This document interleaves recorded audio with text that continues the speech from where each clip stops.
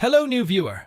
There is a lot of interesting and surprising things in this new story, which is called Birthday Surprise. So make some tea and enjoy watching. How could this be in her closet? Chapter 1. An inside look. My wife is a hot damn wife though, I said to myself, as I looked at the items stashed in the Victoria's Secret bag. Yeah, this is going to be a birthday I'll remember for a long time, I said, with a satisfied smile, as I stashed the bag back in my wife's closet. You see, I'm turning 40 on Saturday, and though my wife hasn't said anything to me, it looks like this weekend is going to be my lucky one. Looks like I'll be treating my elephant to a sweet treat soon. It should be noted that Irene and I have had a bit of a strained relationship over the last couple months. Irene is, my wife of 14 years. It seemed that lately, no matter what I did, I was constantly pissing her off. Said the wrong thing, put it the wrong way, picked up the wrong thing, went the wrong way. What's the big deal? A lot of people know what a woman is out of sorts, and every time we had an argument, it became an almost daily tradition. In the evening, I'd make an immodest proposal to my Irie, hoping to see if her feminine side was all right, and every time she assured me that everything was in order sexually, and no check was required. Frankly, I was afraid I'd have to go manual, or find a part-time understudy. No, I'm not an old-timer to be ignored like this. I'm a man's man. In or out? Yeah, that's a little ambiguous. Anyway, the situation is as clear and sad as the eyes of a milk cow. That evening, while my wife and kids were running around outside, I went into Irie's dressing room to find our old photo albums. I was looking for a particular picture. It showed my brother Roger and me standing next to our road Harleys. Back then, we both had long hair, beards, and leather tresses. We thought we were tough guys, racing all over the state, banging on electric guitars, yelling Mr. Lonely into microphones and squeezing girls. Yeah, lately the kids have often told me I'm too hard on them, and they've been snidely wondering if I've always been such a boring blowhard. I'll show them that their father was a badass in his day, I mumbled. I just wish I could find that picture. They'd know I wasn't always hauling ass in the office, and I had some life experience. Standing on the chair, I reached for the stack of albums on the cabinet and lost my balance. Saying a lot of ugly things, I collapsed to the floor, taking a whole pile of my wife's clothes with me.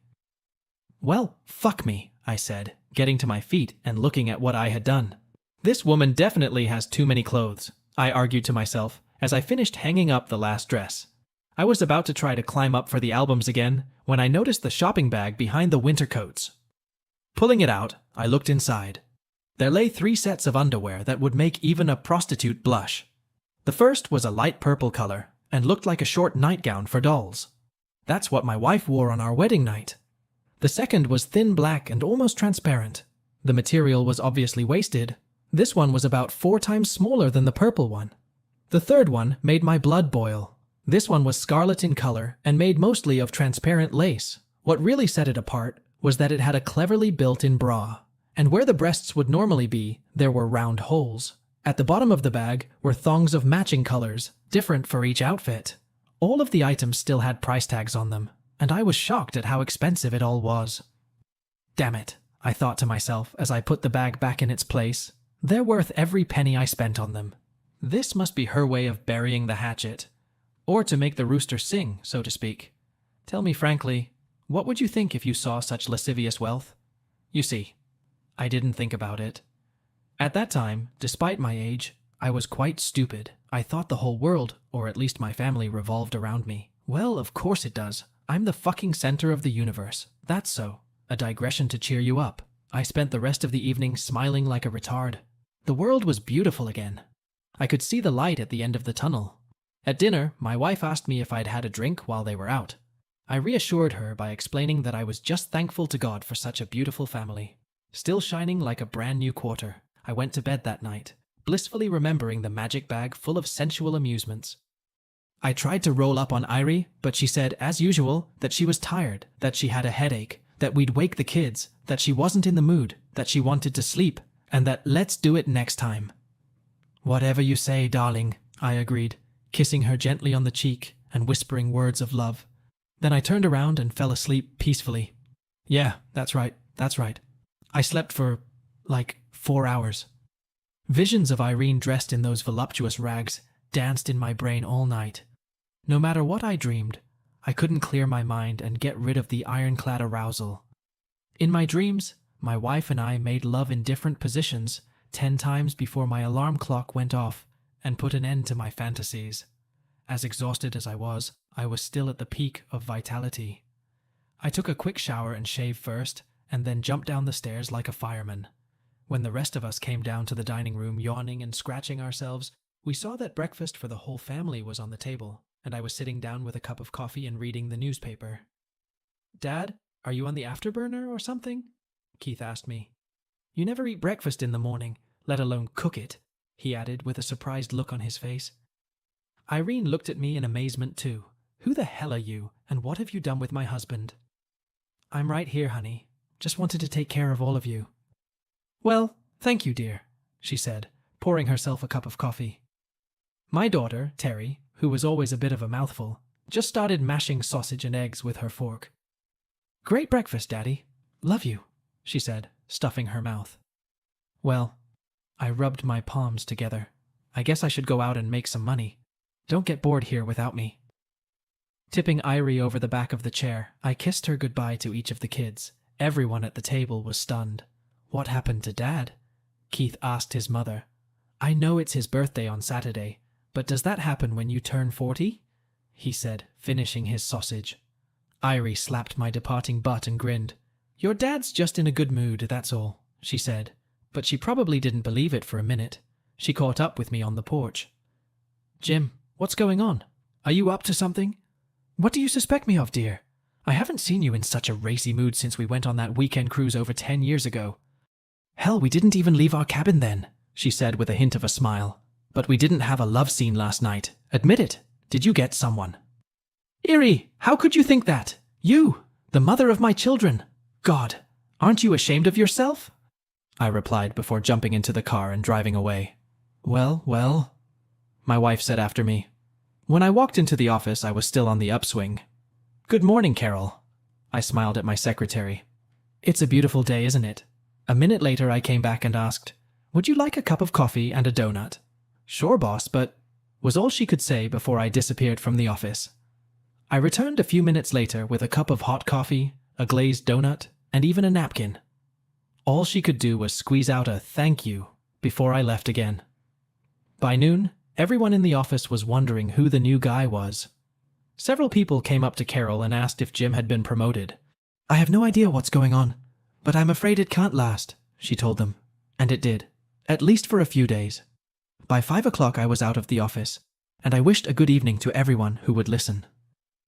Irene was about to leave work when her cell phone rang. It was me. "Hi, honey. Instead of cooking tonight, I'm going to stop and get Chinese food for dinner. You want anything special?" "No, get the usual, Jim. Are you all right?" she asked apprehensively. I thought she was afraid of my answer. "I'm fine. Why do you ask?" I said in the nicest tone of voice I could muster. "I just haven't seen you so chipper. I don't know." "In the last few months," Irie replied. She was probably trying to figure out what the hell was going on with her husband. "Irie, honey, I just realized how much I love you and the kids, and how lucky I am to have all of you. Sorry, I have to pass out before I get in an accident. I'll see you at home, honey." Thursday night was the same as Wednesday. I was having a lot of fun and acting like a teenager. I walked up behind Irene as she was washing dishes and put my arms around her and kissed her neck. "Jim," she exclaimed, "let me finish the dishes, or one of us is going to get hurt, and it won't be me." At that, she blushed, as if she had never heard such a thing before. The kids and I spent most of the evening putting together a giant jigsaw puzzle on the kitchen table. It was fun, and we laughed when, for example, a bear grew a leg instead of a nose. Irie watched in amazement. By 10 o'clock the children had gone to bed, and I got ready for bed too. I didn't know what to expect from my wife tonight. She was still awake and reading a book when I went to bed. "I don't know where you get your energy from, but could you give me some?" she said with a smile. "I'm completely exhausted today, but I'll be fine by the weekend. And then we'll do something, I promise." She kissed me. "It's okay, honey. I understand," I replied, before grabbing her and pulling her to me. I kissed her not once, but 3 times. "That's what they call a goodnight kiss," I said with a smile. "That should keep me warm, at least until the weekend."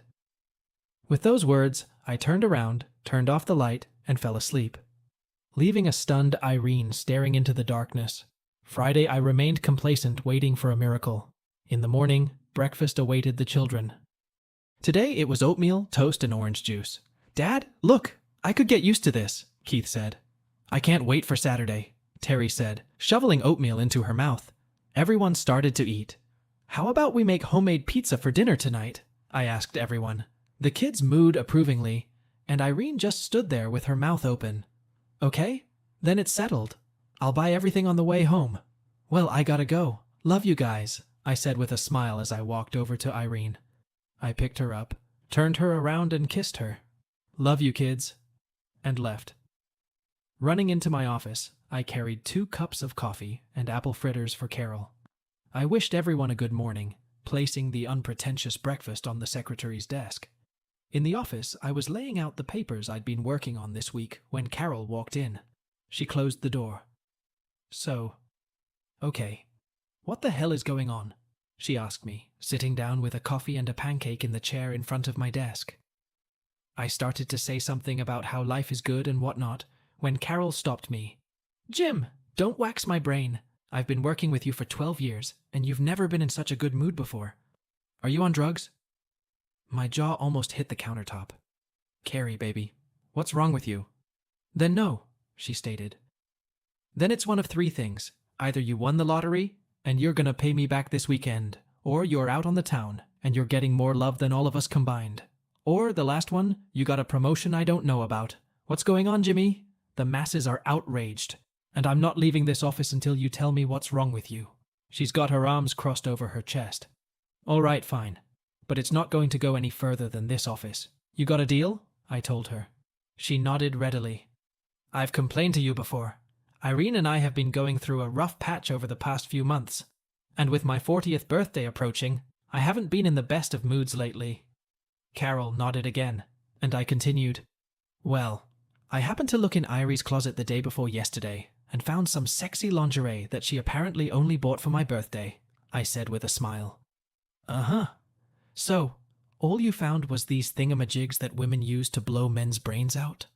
Let me just say they'll bring a dead man back to life, if you know what I mean. So it looks like I'm in for a wild weekend." And that's all I'm going to tell you. I was shining like a pissed-off oligophrenic. God, I was hoping for a promotion so you could take me upstairs with you. Carrie sighed. "Carol, I'm sorry I didn't live up to your expectations. But you know I'm working on it all the time. Well, try to work even harder today, because you'll probably be useless on Monday, if you come crawling back at all," Carol said as she left my office. I had been looking at my watch all day.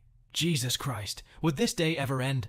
Finally, it beeped 5, and I was out in a flash, shouting to Carol that I would see her on Monday. Stopping at the supermarket, I bought all the pizza groceries for today, and headed home.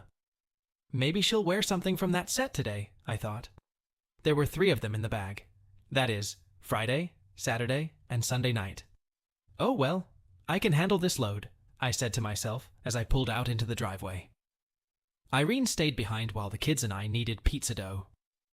Terry cut up the sausage, tomatoes, and olives, while Kate rolled out the dough and spread it into pans. All in all, the homemade pizzas looked pretty good, but the kids thought they looked just fine. One pizza was a little overdone, but the other pizza turned out great. The kids marveled at how easy they could make their own pizza and how good it tasted. "Ha! I think we did better than store-bought," Terry announced. The only thing that annoyed me was that for the second day in a row, Irene just sat there and didn't join in. She didn't even offer any help. "Oh well, tomorrow we'll make up for it," I said to myself with a smile and a lot of anticipation. Before I went to bed, the kids told me they were going to make breakfast for me, so I'd better stay in bed until they were ready. "No problem, guys," I told them. I was already lying under the covers when Irene walked into the bedroom. She took off her clothes, heading for the bathroom. I froze in impatience. "Here, now. Here, come on, baby, come on." To be continued.